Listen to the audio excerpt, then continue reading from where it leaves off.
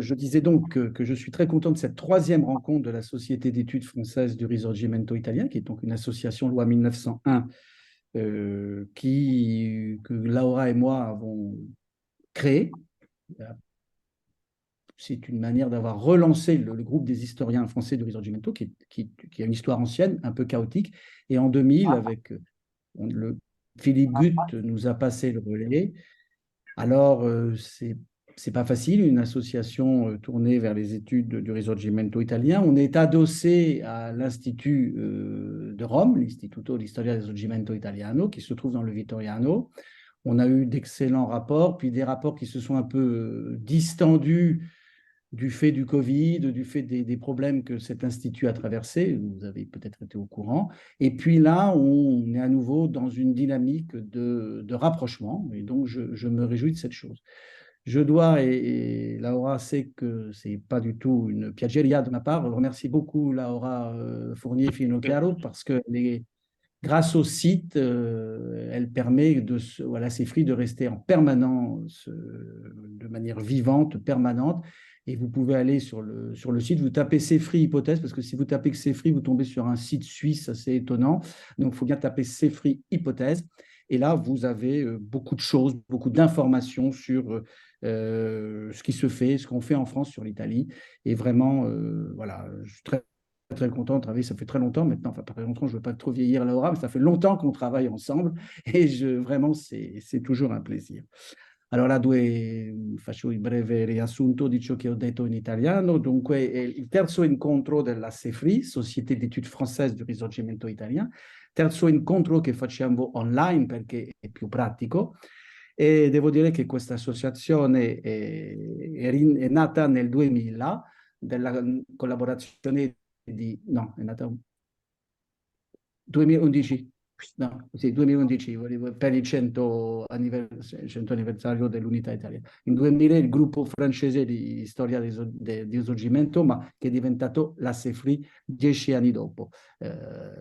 E dunque ha già più di 10 anni, 12 anni, quasi l'età di ragione, e si porta abbastanza bene, viste le circostanze, perché ovviamente con la Covid, con tutte le difficoltà, i rapporti ottimi, poi un po' più difficili con l'Istituto di Storia del Risorgimento, non perché anche questo istituto ha avuto tanti problemi, ma vive questa associazione e veramente me ne allegro e ringrazio senza pagare a niente Laura che veramente con il portale, con questo lavoro che fa quasi ogni settimana, tiene la comunità scientifica francese a giorno sulle cose che si fanno scientificamente sull'Italia.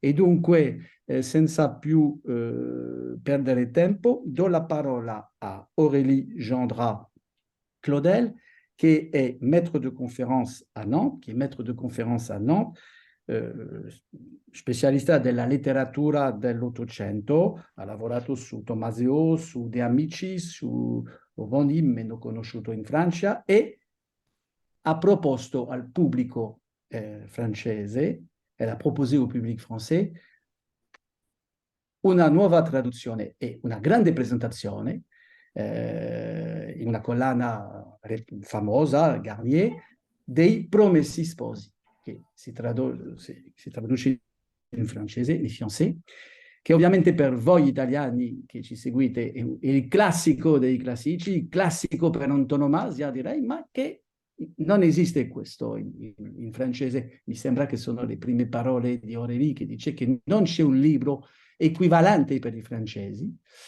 Et donc, je donne la parole à Aurélie qui va nous présenter ce travail, ce que représentent les promessi sposi, les fiancés, et comment elle a conçu, pourquoi elle a conçu ce travail, pourquoi elle propose au public français une nouvelle traduction.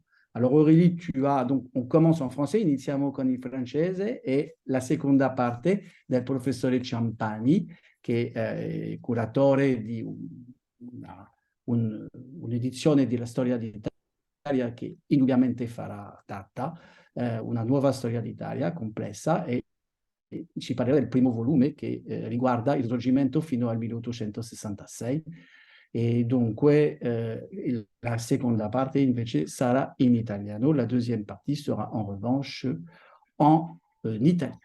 Donc 35 minutes de manière à laisser un peu de temps aux questions. Aurélie, tocca a te di presentare la tua Merci relazione. beaucoup, merci beaucoup Jean-Yves pour cette présentation et pour l'invitation. Puis j'étends les remerciements évidemment à Laura et à toute la CEFRI. Je pense que je vais être un petit peu obligée de repenser mon intervention en cours de route parce que c'est vrai que je l'avais envisagé pour un public essentiellement francophone, français, peut-être peu au fait du contenu même des Promessi Sposi. Et puis quand je vois un peu toutes les vignettes qui s'affichent sur mon écran, je me dis qu'on a un public qui connaît déjà très bien le roman et que les quelques francophones présents sont par ailleurs des spécialistes du 19e siècle.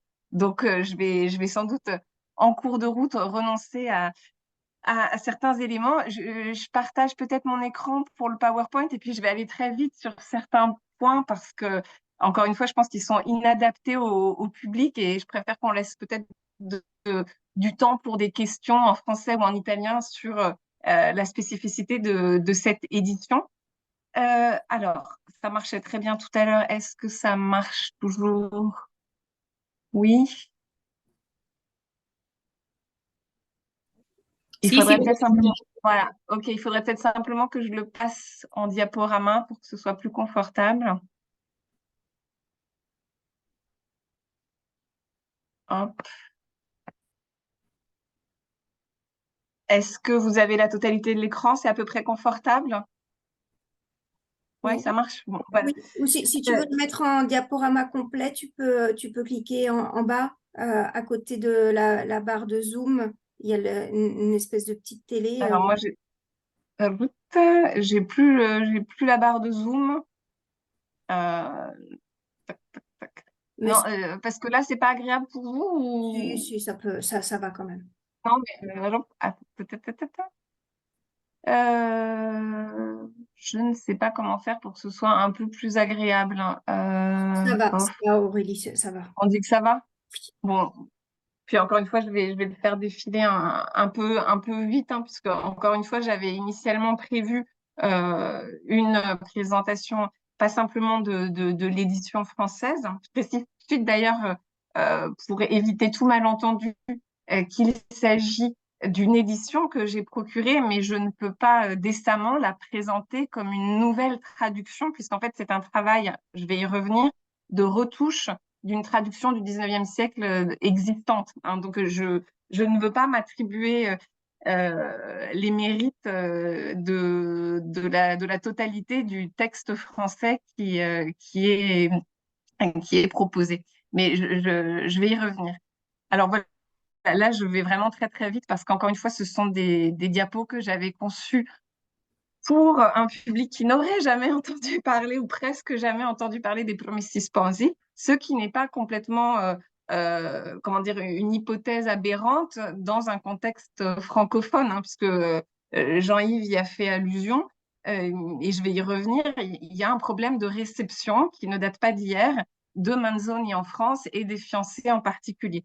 Donc là je vais très vite, hein, j'avais simplement fait un petit montage d'illustrations de l'édition définitive des Promessi Sposi, la Quarantana de 1840-1842, pour introduire de manière peut-être un peu plus vivante à un public français les grandes lignes de l'intrigue et les principaux personnages.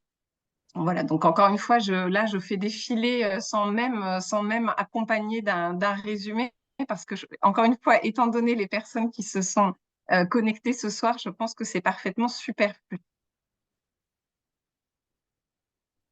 Voilà, et en fait, je voulais terminer pour un public français le résumé strictement factuel de la pure trame narrative en disant qu'effectivement, si on s'en tient à cette ligne d'événements qu'on peut résumer à travers le mariage contrarié de Renzo et Lucia.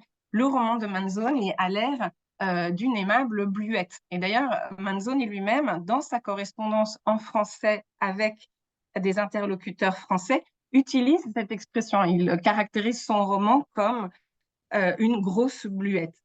Mais évidemment, hein, tout l'intérêt de ce texte monumental tient au fait que l'histoire d'amour de Renzo et Lucia n'est qu'un moyen pour intéresser le lecteur à une très vaste réflexion sur la violence dans l'histoire, sur les rapports de force dans la société italienne du XVIIe siècle, profondément inégalitaire, et sur la responsabilité individuelle qui conduit chaque instant les personnages, aussi bien les protagonistes que les figures mineures, à choisir tantôt le bien, tantôt le mal. Donc il s'agit avant tout d'un essai historique et moral que Manzoni a choisi en quelque sorte de déguiser en roman afin d'élargir le cercle des lecteurs potentiels. Et par ailleurs, c'est l'œuvre d'un écrivain qui considère la fiction avec une évidente suspicion, obsédé comme il l'est par la vérité. Manzoni ne pratique le genre romanesque que parce qu'il estime que c'est l'outil littéraire le mieux adapté en un moment historique donné à un projet civique et moral. Et donc c'est effectivement une entreprise qui est calée dans les premières luttes du Risorgimento italien et qui dépend de la conviction que la littérature a un rôle majeur à jouer dans la formation de la conscience d'une nation en devenir et qui s'appuie également sur la conviction qu'il faut s'adresser à un lectorat le plus vaste possible. Et c'est donc un cheminement intellectuel complexe qui pousse Manzoni à s'inspirer de l'exemple de Walter Scott, mais en le faisant d'une manière qui est assez déroutante, puisque, comme il le dit lui-même, il écrit un roman en cherchant à tout prix à éviter le romanesque. Donc, effectivement, quand on s'en tient au résumé de la trame des Promessi Sposi, on a l'impression d'être face à un roman d'amour et un roman d'aventure dans un cadre historique, mais on perd évidemment une grande partie de la substance idéologique, politique, intellectuelle du projet. Et Manzoni est vraiment un romancier réticent et même pénitent. Donc là je voulais simplement rappeler que Manzoni fait paraître en 1850 un essai intitulé Du roman historique et en général des compositions mixtes d'histoire et d'invention, dans lequel il désapprouve explicitement la fiction et appelle de ses voeux l'avènement d'une littérature purement historique qui serait débarrassée des artifices du roman. Alors, je reviens à ce projet éditorial, à cette édition de Classiques Garnier.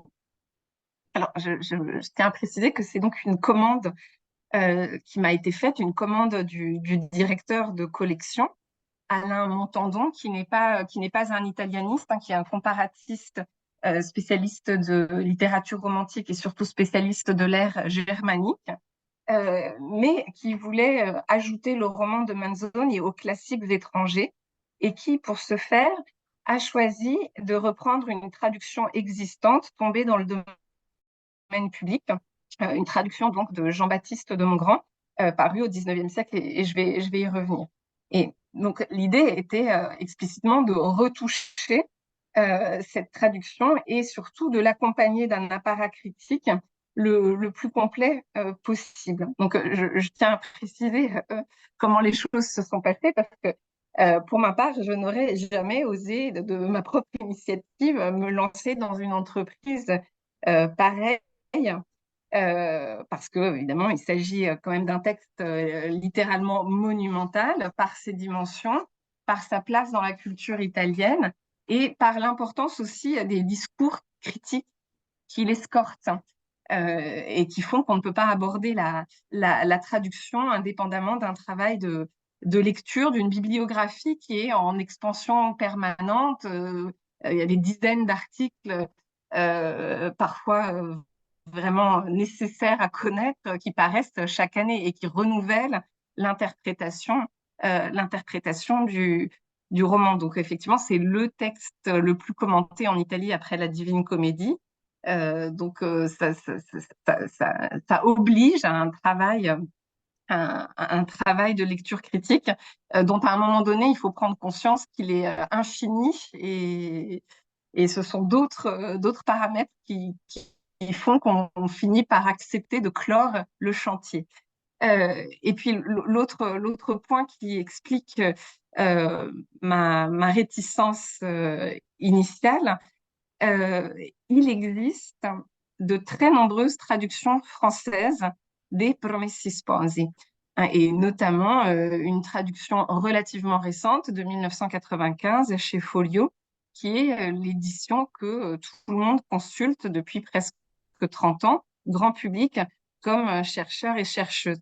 Donc en fait, il a aussi fallu réfléchir à ce qui pouvait donner du sens à un projet de ce type.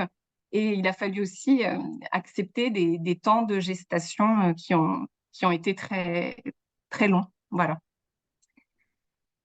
Alors, 2 mots aussi sur le choix de l'édition. Mais là, je vais aller là aussi très vite parce que je suis consciente du public de, de spécialistes auxquels je m'adresse. Donc, l'édition des Promessi Sposi qui change l'histoire de la littérature italienne, c'est indiscutablement l'édition de 1827, la première édition. C'est celle-là qui donne lieu à des débats infinis, qui est célébrée en Italie de manière quasi unanime, sans, sans toutefois qu'on évite malgré tout des critiques, des polémiques autour de certains choix particulièrement audacieux de Manzoni. Mais malgré tout, il y a une édition définitive dont on ne peut pas ne pas tenir compte, puisqu'elle correspond à la dernière volonté de l'auteur, qui est l'édition définitive de 1840-1842. Donc c'est une édition qui est entièrement revue sur le plan linguistique, hein, puisque Manzoni élimine les réminiscences du dialecte lombard, les gallicismes résiduels, les termes trop littéraires pour unifier sa prose selon le modèle qu'il s'est choisi, le florentin parlé par la bourgeoisie de l'époque. Donc selon un modèle synchronique linguistique qui est tout à fait original à l'époque. Et donc effectivement, c'est cette révision linguistique hein, qui retient généralement l'attention. Mais depuis désormais 2 bonnes décennies, la critique s'intéresse aussi à un autre apport de cette édition définitive de 1840-1842, c'est l'ajout de très nombreuses illustrations qui ne sont pas des illustrations hors texte, mais des illustrations savamment insérées dans le texte à des endroits stratégiques qui ont été choisis par Manzoni lui-même et non par l'illustrateur ou l'imprimeur.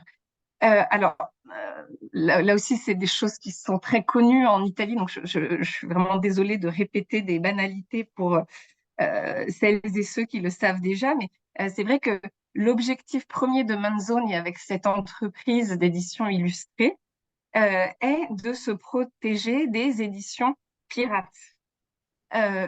Donc, le premier objectif n'est ni esthétique, ni interprétatif. Il répond à une finalité pratique très précise, rendre l'édition définitive très difficile, voire impossible à pirater. Mais évidemment, il y a aussi le souci d'ajouter une plus-value visible au roman pour une seconde édition dont Manzoni lui-même craignait qu'elle puisse ne pas attirer les lecteurs.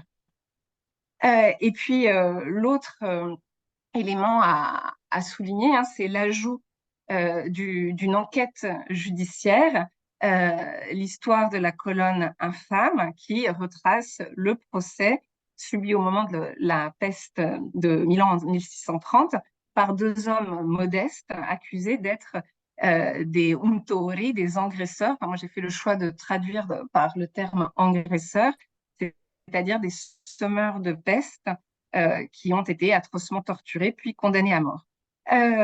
Et évidemment, la reconstitution historique et judiciaire et la réflexion morale de Manzoni dans cet essai consacré à la colonne infâme sont directement liées à la trame du roman, et il y a des renvois de l'un à l'autre, ce qui fait que on peut évidemment s'étonner que pendant une période assez longue, la plupart des éditions italiennes aient adopté le texte de 1840-1842, mais en l'amputant de l'histoire de la colonne infâme, publiée séparément, et souvent en amputant également le texte des illustrations, à cause du préjugé négatif qui pèse toujours sur les illustrations, considérées comme l'apanage des textes destinés à la jeunesse ou des textes de divertissement grand public. Donc, pour un auteur totalement canonisé, totalement rattaché au panthéon des monuments littéraires de l'Italie, les illustrations, ont pu à un moment donné sembler inappropriées. Ah, mais encore une fois, ça fait plus d'une vingtaine d'années que de très nombreux chercheurs, je vais en citer simplement deux, Badini Confalonieri, Luca Badini Confalonieri et Salvatore Nigro, ont proposé des éditions qui incluent les illustrations de la Quarantana. Alors, à propos de cette dissociation des textes, je voudrais signaler que en France, on a eu récemment, en 2019, une très belle traduction française de l'histoire de la colonne infâme par Christophe Mileschi. Mais là aussi, c'était une publication séparée des fiancés. Donc, le projet pour Classique Garnier, c'était de proposer au lecteur un tout unitaire, le texte du roman et le texte de l'essai judiciaire, Histoire de la colonne infâme. Alors, malheureusement, la traduction récente de Christophe Mileschi n'a pas pu être réutilisée.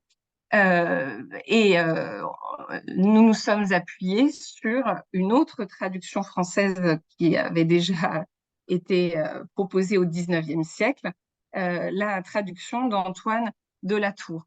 Donc en fait, voilà, cette édition française qui est sortie il y a un peu moins d'un an, et dont je me suis occupée.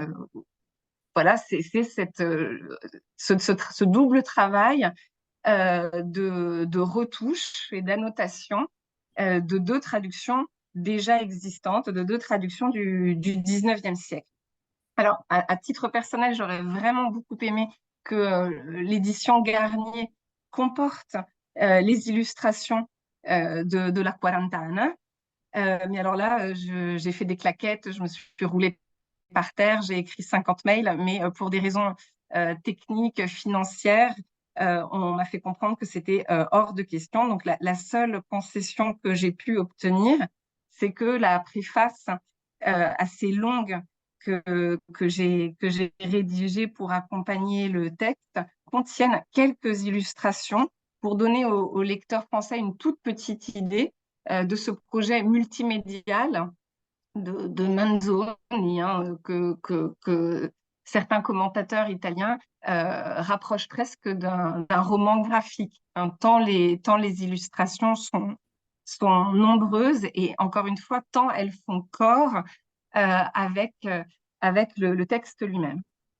Alors, là aussi, parce que c'est peut-être un élément un peu plus intéressant pour le public italien, je voulais peut-être dire deux mots sur les traductions françaises qui m'ont précédée, avant de donner quelques exemples des retouches que j'ai pu faire et des interventions auxquelles il a fallu songer. Alors, il y a un paradoxe quand même, c'est que Manzoni n'est pas beaucoup lu et n'est pas très apprécié en France. Voilà. Par exemple, Dominique Fernandez, qui a quand même voilà, un certain poids dans la transmission de la culture italienne en France, répète à longueur d'essai que les fiancés sont un indigeste et moralisant pensum historique. Et donc, il déconseille explicitement aux lecteurs français de se lancer dans la lecture des fiancés. Alors ça, voilà, donc il y a ce fait que Manzoni est relativement peu connu, relativement peu lu et relativement peu apprécié en France aujourd'hui, mais il a été très abondamment traduit depuis 1827. Alors là aussi, je vais couper un peu ma communication, hein, mais je vous ai apporté quelques exemples de ces traductions. Et puis, je vais essayer un peu de périodiser, de périodiser cette histoire qui est quand même assez étonnante. Alors, dans un premier temps, l'annonce de la préparation d'un roman par Manzoni a suscité un grand intérêt dans les milieux littéraires français, en raison des liens profonds de Manzoni avec la France. Manzoni a vécu à Paris plusieurs années avec sa femme et avec sa mère Giulia Beccari. Il a été lié par sa mère au cercle des idéologues et quand il fait paraître Les Fiancés, Manzoni est déjà célèbre en France presque autant qu'en Italie pour sa poésie et pour ses tragédies qui ont été traduites par Claude Fauriel. Et donc, en fait, au moment de la première édition des Fiancés, Manzoni a toutes les cartes en main pour être traduit et diffusé en France. Il jouit d'un puissant réseau de lettrés influents et de passeurs, et il y a des lecteurs français qui attendent avec impatience son roman. Donc on comprend bien comment a pu naître le projet d'une traduction française qui aurait paru en même temps que l'édition italienne. La première idée, c'était ça. En 1827, c'était on fait sortir I Promessi Sposi en Italie et en même temps, en France, on aura Les Fiancés. Donc ça, c'était le projet initial. La traduction aurait dû être confiée à Auguste Trognon, qui est un historien et un écrivain qui s'était illustré déjà par des versions françaises de grandes œuvres de la littérature italienne contemporaine et qui avait déjà traduit le conte de Carmagnole. Mais Trognon, qui est pris par ses nouvelles fonctions de précepteur de Philippe, se retire et il laisse la voie libre à une course de vitesse entre deux traducteurs au profil assez différent. Donc, un écrivain, Antoine Ray du Sueil, et un archiviste un peu plus obscur du nom de Pierre-Joseph Gosselin. Et donc, il va y avoir cette espèce de course effectivement entre les deux traducteurs. C'est Ray du Sueil qui va l'emporter, mais vraiment, ça se joue à quelques jours près. Donc, en 1828, les lecteurs français ont eu accès à deux traductions quasi simultanées du roman de Manzoni. Mais c'est la première traduction, celle du Sueil, qui s'est imposée durablement et qui a été constamment rééditée malgré un nombre assez élevé de faux sens, puisque Ray du Sueil ne maîtrisait qu'imparfaitement l'italien, et malgré aussi les coupes que Ray du Sueil a opérées dans le texte. Donc là, je vous ai apporté une petite citation de la préface de Ray du Sueil, qui explique bien que tout ce qui est globalement digression historique, c'est peut-être très intéressant pour des Milanais, mais pas pour des Français, et que donc il a éliminé des passages entiers. Et vraiment, ce sont des coupes claires. Alors, il y a malgré tout un outsider dans cette première phase de l'histoire des traductions de Manzoni, c'est justement Jean-Baptiste de Montgrand.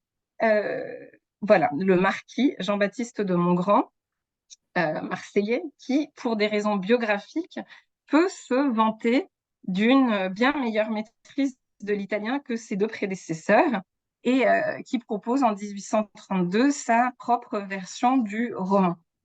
Alors, à très juste titre, Mariella Collin, qui a étudié les traductions françaises de Manzoni au XIXe siècle, dit que cette traduction de Montgrand est en quelque sorte la première édition catholique militante des fiancés. Elle paraît après le tournant de la Révolution de Juillet. Montgrand est assurément un fervent catholique qui n'est pas précisément du côté des progressistes et cette définition est tout à fait valable pour caractériser l'entreprise de Montgrand. Et d'ailleurs, Manzoni lui-même avait souligné l'ardeur catholique de Montgrand dans sa lecture du roman et il vous a apporté un passage d'une lettre et il essaye de la tempérer en quelque sorte. Mais on a quand même une traduction qui est intégrale et on a une traduction qui est faite avec un très grand scrupule dans la restitution stylistique de l'œuvre parce que Montgrand parle, pour des raisons familiales, parfaitement bien italien. Mais encore une fois, il n'empêche qu'il peut y avoir une lecture idéologique, un décryptage des biais idéologiques de certains choix de Montgrand. Alors, par ailleurs, il se trouve que rapidement, dans la presse française, on va assister à une évolution critique globalement défavorable aux fiancés. Donc, attendu avec impatience dans les milieux littéraires, le roman de Manzoni se heurte à une transformation du contexte culturel et idéologique qui est en fait peu propice à une réception enthousiaste. Les premiers recenseurs des fiancés vont se concentrer sur la question du roman historique et vont faire jouer la comparaison entre Scott et Manzoni au détriment de Manzoni, en insistant sur la prévalence justement de l'histoire chez le romancier italien, en jugeant l'intrigue peu vraisemblable et en avouant être souvent indisposé par l'omniprésence de la religion. Et donc cette désaffection des lettrés les plus influents à la fin des années 20 et au début des années 30 va laisser le champ libre à une récupération idéologique par les éditeurs catholiques qui vont s'emparer du roman de Manzoni et le manipuler pour lui faire dire ce qu'ils veulent. Alors là aussi, c'est quelque chose, c'est un aspect de la réception de Manzoni qui a été très bien étudié par d'autres que moi, et notamment par Mariella Collin, qui est vraiment la spécialiste de cette période-là de la réception de Manzoni. Et vous avez une liste vraiment très impressionnante de traductions ou de pseudo-traductions des fiancés qui s'appuient presque toujours sur la traduction de Ray Dussueil avec ses faux sens, ses ellipses, et qui souvent coupent encore davantage le texte pour le transformer effectivement en une sorte de gentille bondieuserie qui va récompenser mécaniquement la vertu des protagonistes et punir les méchants et qui va vraiment éliminer tous les aspects problématiques du roman. Et en fait, ces versions catholiques ont un effet paradoxal. Elles contribuent à la circulation du roman de Manzoni en France, et vraiment dans toute la France, parce qu'on a plusieurs éditeurs catholiques de province qui proposent leur propre version du roman avec une diffusion régionale.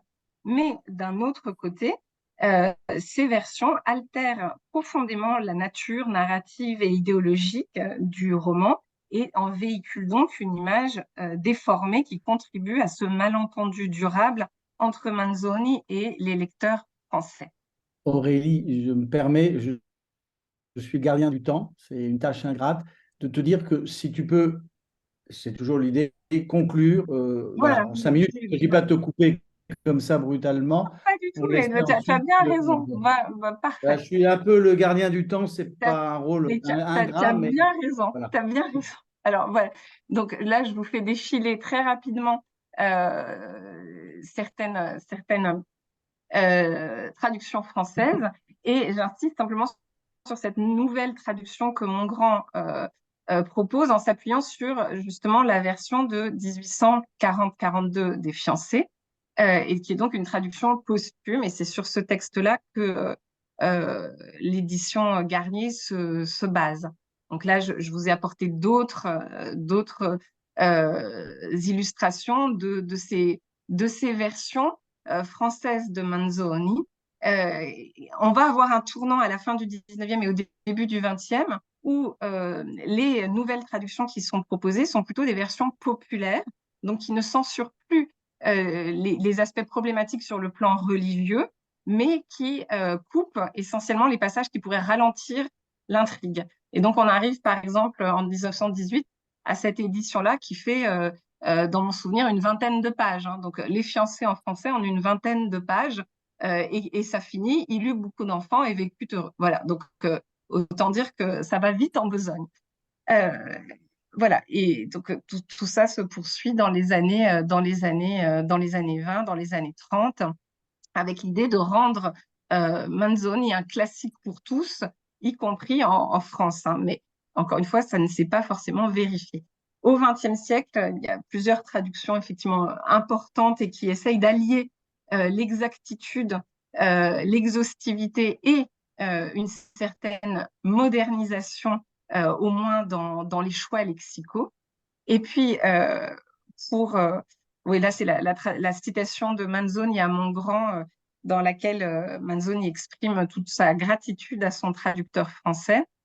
Euh, et puis, simplement, je voulais juste, pour finir, expliquer vraiment en 2 minutes les problèmes que pose cette traduction de Jean-Baptiste Mongrand et ce qui fait qu'elle ne pouvait pas, à mon sens, être, être proposée telle qu'elle de nouveau aujourd'hui avec simplement des notes.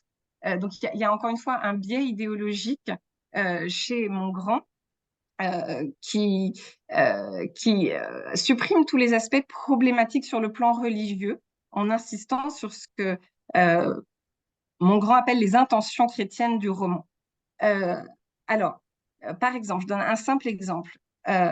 Manzoni utilise très souvent des termes dont le sens premier est religieux, comme grâce, providence, miracle, procession, dans des contextes qui n'ont rien de religieux. Et Mongrand, dans sa traduction, les remplace systématiquement par des expressions neutres, bonheur, enchantement, foule. Ce qui a pour effet effectivement de casser les réseaux de répétition du texte original et la polyphonie problématique du roman. Alors que justement, ce qui est intéressant dans l'écriture de Manzoni, c'est que très souvent, il va désémantiser ou resémantiser des termes religieux. Donc là, tout le travail de retouche derrière consiste à être attentif à ces réseaux d'écho et à les rétablir quand Mongrand les a cassés.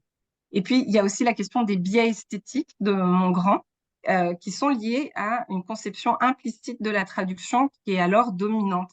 C'est-à-dire que Mongrand pratique une traduction qui est en quelque sorte surlittéralisante, esthétisante, qui rhétoricise la prose de Manzoni et tend à uniformiser le roman en l'aplatissant sur un modèle, si vous voulez, de beau français. Hein. Et très souvent, ce sont des expressions en fait figées, des locutions qu'on retrouve aussi dans la presse de l'époque ou dans les romans de l'époque, alors qu'il y a évidemment une créativité différente dans le texte original de Manzoni.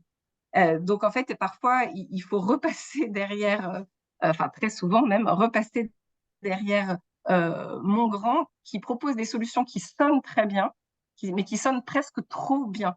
Hein. Et puis Mongrand a refusé aussi de donner d'utiliser un vocabulaire trop concret ou trop populaire, même dans les dialogues des personnages. Donc voilà, il y a eu tout ce travail-là de lime pour garder la cohésion et la cohérence de la traduction du 19e siècle, mais en essayant de respecter, de respecter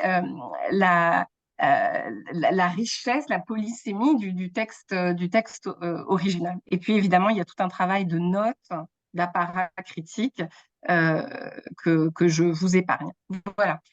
Jean-Yves, je m'arrête là et Merci, puis mais merci. On voit la passion qui t'anime. Mais je crois qu'on a bien compris aussi pourquoi cette réception était au fond difficile. Mais on a appris beaucoup de choses aussi. Quand même, il y avait une forte traduction. Alors, et en même temps, ce blocage, ça m'a fait un peu penser, tout mutatis mutandis, à la difficulté de recevoir Mazzini à un moment, parce que finalement, sa pensée, sa manière de penser n'est plus dans l'air du temps. Et là, on voit que comment dirais-je, les temporalités sont différentes entre les deux pays et je pense que tu as bien montré. Alors, ce que je propose avec l'accord de Laura, enfin, je propose à Laura, c'est qu'on donne tout de suite la parole à Andrea Ciampani et que il nous fasse son propos. On va lui accorder 5 minuti anche per lui in più e che dopo faremo la discussione, cioè le domande che voi avete a fare a Aurélie potete scriverle e le faremo dopo